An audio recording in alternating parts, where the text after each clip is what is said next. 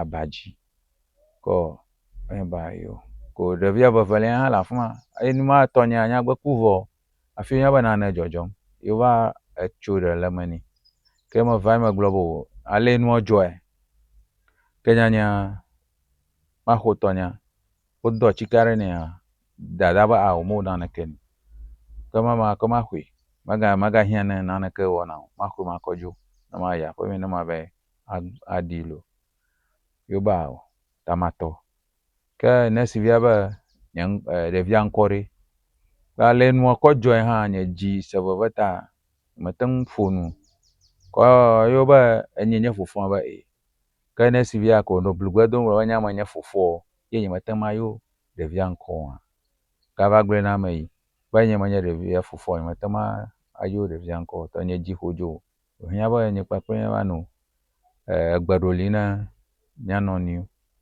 ke wonɔ blugbe dom afi ma nya dzi heve ma ye nya meɖo ŋu nɛ be ɖe megabu nɛ be blugbea latino wonyo nya me se blugbe ta nya meɖo ŋu nɛ kple blugbea ale be wo kase tsui kasa nu eye latinana misi mi tsitsui ni bi afi ma fi wo katã mewo le afi ma fi wonya be kame se blugbe kɔ eŋukpewo kɔ ye be yewoko yewo be yewoado yewo ʋua kpɔ amea ku hafi wo be yewoado ʋua nɛ ko be ne woko ga ɖe vɛ yewo va ƒle atike kple nawo vɔ amea ku hafi wova gblɔ be yewoa nane ƒe numɔwo atsɔ nye dzi xodzɔ ale gbegbe. Kɔ meva yi ɖe nye familiwo gbɔ le mekɔ ɖevia de ʋua meyi ɖe nye familiwo gbɔ le fiangba. Ko ale media nya le media kple tɔmɔ nye family be matrɔ kple ɖevia. Ne me yi me katse fia nyanye ŋutɔ megbɔna kpo do ge ɖe dzi akɔ ta akɔ xoe ta matrɔ kple ɖevia. Ye metrɔ kple ɖevia etsɔ ma.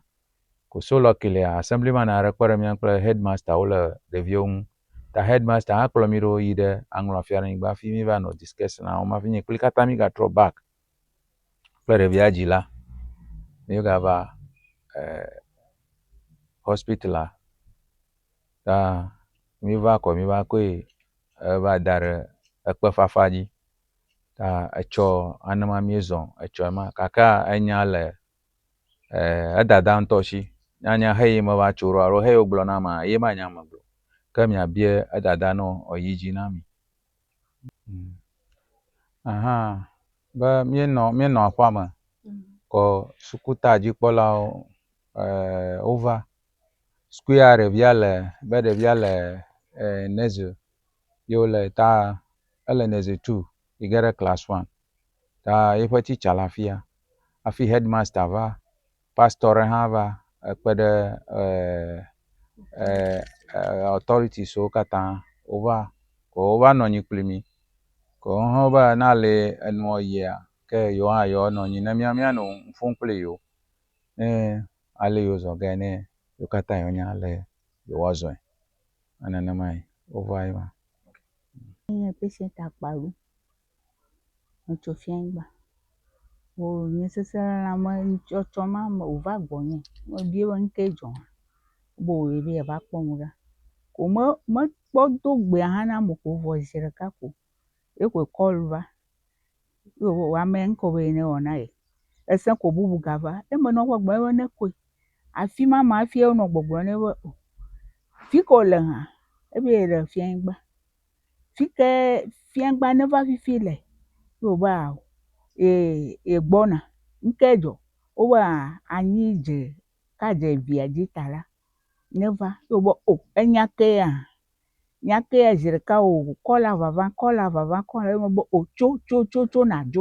tso nadzo fi ma mea ye wòva evidzĩ kava tui ƒo hafi ye wòva tso ko ye wòva ge ɖe yeƒe ʋua me ko ye wòdzo ta eyi wòdzo va keta hã ye mebie be eva ye ɖo hã ebe eva ye ɖo leke hã eba enua gble ko fi ma me ko nye BP hã va dzo yi dzi ko Mawu be amenuveve ye mekɔkɔ ɖi ko nenema ye. Fi ma me ye mewò be eleke hã ye mebe ke menye ɖukɔ koe va aƒe o hã ye nya medzo kɔ ye medzo kɔ meyi ɖe aƒedomegã gbɔ henye tɔgbuiwo nye ye meyi tɔgbuia gbɔ va yi gblɔe nɛ be nu yi leke dzɔ ɖe mía dzi vɔ mayi ɖe uni committee tɔwo gbɔ ye nye yometɔ ye medzo yi ɖe uni committee tɔwo gbɔ va yi tso nya gblɔ nɔ wo ko exɔlɔ̃ ɖewo hã le netsia gɔme ye metso nya kaka ɖe wo dome kpoa ɖeko meva aƒe me mekpɔ wɔ sẽ o ko vɔ ye ko katã wova rush ɖe aƒea me ta nenema ye nya kɔ yi ye ma. Ko ekɔ ɖevia vɛ fi ma mea yewo be eyo nenema yewo ne wo kpɔ gbɔ loo fi ma fia ye efɔ police nue wònye pensionnaire ye wònɔ gbɔgblɔm be mogawɔe haɖe ko enya dzɔ fia menye nui aƒemenya yiwo ne woɖi nue fia ko ke trɔ zu nyagã ta ne trɔ ko ɖevia kɔ yie ale ye hã yeƒe dzi se veve ta la ebe wòno wɔe nɛ zi ɖeka ko ke game koa ye hã enya be yeƒe dzi fa wobe ne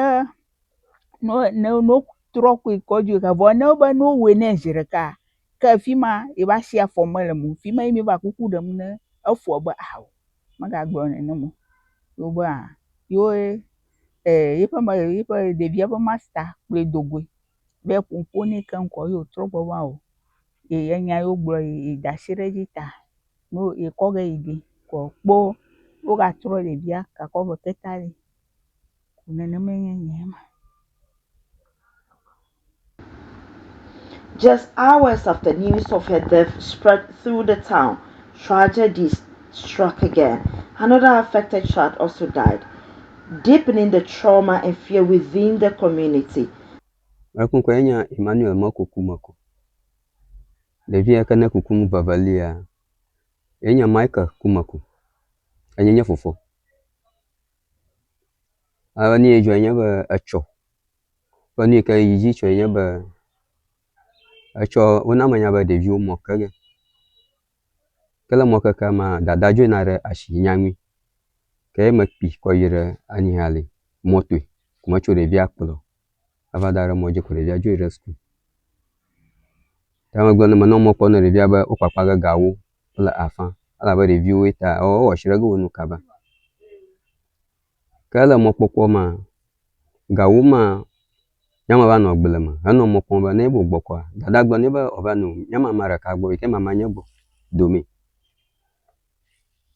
ka gawire ke na ba gawire ke na ko yo ba yoyom ta fun mala shi ta yoyom ta musan ko o nya ba funya akulu aje ye ba ayo sister peace agbona ba afi sa peace na no gbona ba oba vinyema anyi fukora mula episku enyere mala duoji kaka mava nyamakpu ona manya ba vinya yila keta ka mava yo tenya Gertrude Kumaku yono glo kama va ne yoyi ka yiyimye ya kwa woyo fumagoji akulu aje ka tro ayo keta yono glo ba maraka mavo enyere metro ava yira Anloga clinic ko de viola aba mafima ko miekpo ka yiyimye ya nya ha maputonya ka ni he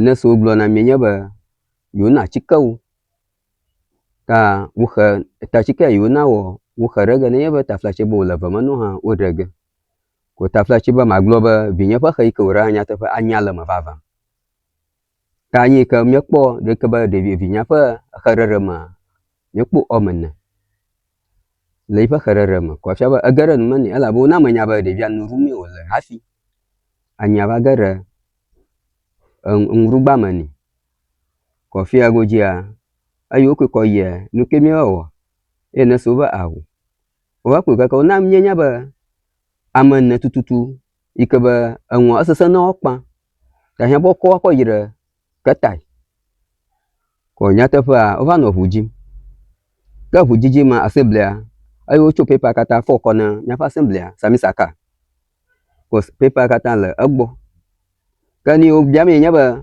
ona manya ba mo ha fi fa na biam gbe nya mawi ko hanya kani ejo ba hujiji ma mote akpu vo ko biko ipiti chara kare ko ruki ko savo ruki mata nya ko fia ma yo na o fia ko nya avuma me ugaro ko me pe ba mi su gbo wua ko tenyo hu o jamo ble lohunya fiamanya lohunya fiamanya ble ipasa ne menya ihatafa mama nya ma yake hore biara shala ba wa wo na ku ha vi oreke wa na ko vi oreke ko na me o ko re bia wo ma afi wo ba ro ko ja afi nya ma chi magba ko tenyo no fa ko je ma yi ko ma pe ba kaka ma ya ma po ba ya brother avia la o ha vo chu omuna avia afi nya ma ba ro afi ma ko nya to nya le de uju ko ma pe ba o ko ni gas ka o da oxygen raji ko amula ngo chimani ko ma ko ba o nya ki nya ni anya paga ko nya la ji hu cho ni di ma hu nya la ji hu na metro la ka no tro la ka nya la ji ka mate asumu ko ba gba mire ga wire ke apo to mi ti o ma ton o fu ga wi over ko nya ba gba mi di ko nya we nya ma ava akani jo nya ba le foda afika ba mya ahonia asebe mane kana no mya hu afi mi ra fi ma aba koji dagban yi ke be ne yi ne be he fun la shi o cha be nya na kada re una me nya be kad ma le shi ye me glo ne be ko ma be ji ko ma pe le ip school ko ma ko nya ne me glo bo be kada le shi yu ba ma le shi glo ba ka ne me ka ne ko kada na yu no glo bo ma ga chi ju ta ne wu ni ya ne ya yi ne ya be hu ga ka wu nya be ye le ngo gbe a ga ka se de le nya be me re mo ba ma re ke na da shi vi nye nguna mu hare ko ka ma gbe na mo chiri mana ne ma ta ga ka ni mo wo nya be ka de ka fu de ko ko na ma ke ka de ko ko na ma a ko ka da ko pa ina be ina re ka ma ho ga ko pi ka ma no ko po ma ni be okay ma gbe ba le nya nwa a cho ma ga re ka ro le nya shi cho mo ne nya be de ma nya mo vo wi a pe nwe pe le to to ha nya ma nya le ke no go la ba ni ma le shi ha fu ma le shi ne mi ple mu sha nwa o ga hom mi ple mu sha nwa o ga hom ka ba gbo shi ba ji ba ya chi fu nya le akpare ka mna ba o ba na ma nya ba yu yinare te pare ne yova afi va zuba o ba nye brother yo ba yo ko yire aro teachers o le mo ko cho ma teachers o bele headmasters o over le kpoji ko va kpo mie pepepe la ka itro ma ro ko ojo afi za ma fi nye won agbon o ma gbo ba ale o le Maraku kwenye kuma ko Gertrude. Maraku nye mame vie nye devia. Ocho mama la fama. Afi eklu yombe mau ko va gbonya ike nye tevia ma ba awo. Yo glona be niare jole ipi school. Anye wu ble review be nye mame vie ya fi ola ayi re rima adagbogbo mo. Oh ayo kama gbona. Yo mo cho va yire chile fa va lechi. Karo kuma lechi avo ko iko nye tevi mako ava ho domi fa fun ayom be te mi ejoyi. Yo ba fike yo go do ga la yo bo okay. Kanava o be de yo ko yire katai. Kanova nya yire kata. Yo be gbona ko magba ye ploga troyom be yesro yire kata. Bo de viu mo la fon ta review la angloga to mau ko va yoro vuire angloga kunye ve po nya via baba la baji la dramji ya hama bo yo na chike ko nya ta pa vara ha anyomana la ha manye ko fma yo bo ato sasa ta yo amana transfer ga akoro tata ko bo yo ko de via dada te ava ko dada te ko de via ko ro udongo de mi ha mi baro mi chi magba ro bu ko yi ke mi ya mi ve po ta mi ya mo ko banao do ko bo bere jikina ele re via rashi o va cho e chi dare re via ji ke mi la fransa o te o si jinwo ko vi e va cho o si jina ko dare ji ko jogbe beto amagbanto eva egama kafua yobo nokuve yo va ko de via ko dare le mama via ko dare abaji afua fi o va sore ngole he popo ko nya te famila fua o exam 11:55 ye le mama via va gblemi ko cho fuma mi la fua o yo va ko na mi ba mi ko ire mochri mi ko ire mochri o 4 o'clock mi trogo la fama ya lo jabe wo clivo mu clivo nana mo e re via la kava gama afio be ko nye mama via ava ham afio bu nukuve yo ko dare abaji fuma fi o va sore ngule ava popo no o hele ikafi ba goma jeje hauma goma jeje chiko dare je fi wai e ma ya fi bete osigina ava dada gareji afi ya gbanta va gama Marakuku afi enyi nyama gbato ku ɖevia vi. Gake ale wòle be nu yi ke wònye dzɔ wo ŋutɔ ɖevia kpɔ machine alo le be klivo atso dzo nya ma nye be wonya be nu serious dzɔ nye mekpɔe na wo nenema ale be nesa na menya be nu wodo ne etsi kple nane wodo nɛ ma va kpa le ŋuti le pipe to ma va kpa le be nu me do ŋuti vɔ mia via yi ƒe tiwo ma le ŋuti ne tatata nenema megatrɔ yi gava kpa le ke ʋu afi wògava afi wòva be nye mava va bɔbɔ nyi ʋu afi be nye mava afi va eŋɔ fia ne dzo abia to ni atso plasta li mi va nɔ wopi dia ʋu ko wova ko ɖe wo da ɖe aba dzi na wo gbɔ kpɔm ko nya tɔ nya shi akɔ ko le na ʋu afi asebli ma na va kpe ba me hã tɔ le serious ta le be ya o transfer ye fi wova ŋlɔ yi hã ƒe ŋkɔ gake ye wo vɔ hã leta ko o submit na assembly mana kaka ihe ali wo le bo dzivu kaba mia dzo kaba ihe mi la fi ma ʋu afi EP teacher ma eva vote di vote be ke mi va ge ƒo ta wo ƒe delay ma kata awi be la be vinye eno bivu keke ta a week ya ma kata wo gblodo fi me kofi ale be yi me be ma kpa ŋuti ne me te no te ma me kpɔ me yi la fu tsia do ni fi ma no tsi me awi be hele tsia kona afi mi ga va kata hia alo le bo tu klive re mia ŋu ko enu tsi blibo kata akɔ ko le nam wo de tsia re dzi ke wo ko na ne ro re pa shi o no biblim ta ŋu ha me read mu wo yo be wo ma kom dogo la fia la ma kom dogo la fia ma mi dzo fia la tsi ko nyu ma tu tsia ekpe ni e tsia unu voko yuko be ke ro don na ko zuba ro kui ma ke ne se la chitre ko ngoro ro ne a chef yi mo ma read mo yo do motor ka ba na ba ko yo va fi wa kwa shi nye be dara baji abali free yi va ko wo lo bo khoi a dara baji a fi anu gbokpo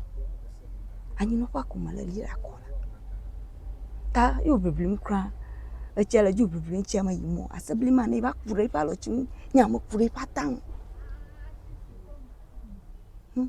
afi fara mi ashimo afi va ko ba ko dara baji.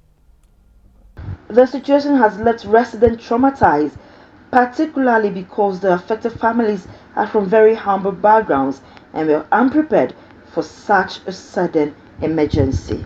The Ghana National Fire Service was later called to the school to manage the situation and prevent further attacks. Several children were rushed to the hospital, with some still in critical condition. The headmaster of the school, Dario Denu, are said to have remained at the hospital since the incident. Johnson Bukovi is the assembly member for Lashibi Tagba. He spoke with Joy News. Yeah, my name is Honorable Johnson Bukovi from Anglo Galabati, Dati, Epandora, Electra.